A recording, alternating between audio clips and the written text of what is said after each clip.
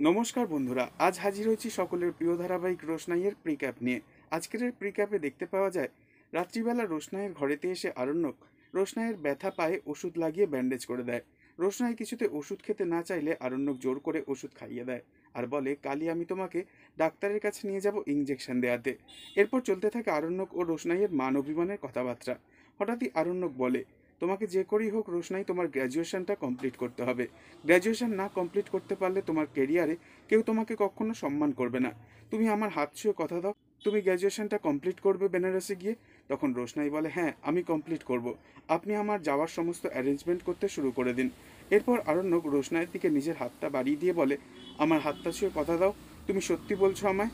এরপর রোশনাই আরণ্যকের হাতটা ধরতে গেলে ঠিক সেই মুহূর্তে জাহ্নবী এবং রাজা রোশনাইয়ের ঘরেতে আচমকাই ঢুকে পড়ে। রোশনাই এবং আরণ্যকের হাতে হাত ধরা মুহূর্তের ছবিটা তুলে নেয় নিজের মোবাইলে রাজা। আর তখন জাহ্নবী বলে, এটা তুমি কি করছিলে বাদশাহ? সকালে গরিমার সাথে আশীর্বাদ করে এসে এখন রাত্রিবেলা রোশনাইয়ের ঘরেতে রাত কাটাচ্ছ, ছি! তখন আরণ্যক বলে, আই ডোন্ট কেয়ার, কে কি ভাবলো আমার কিছুই যায় আসে না। তখন জাহ্নবী রেগে যায় আর বলে, কাল সকাল হোক, আমি সবাইকে জানাবো আর দেখাবো সবার চোখের আড়ালে তোমরা দুজনে মিলে কি করছো। এই বলেই রাগ দেখিয়ে রোশনাইয়ের ঘর থেকে বেরিয়ে চলে যায় ওরা দুজনে।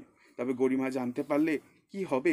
নেক্সট আপডেট পেতে অবশ্যই আমাদের চ্যানেলটি সাবস্ক্রাইব করে বেল আইকনটি প্রেস করে রাখবেন। ধন্যবাদ।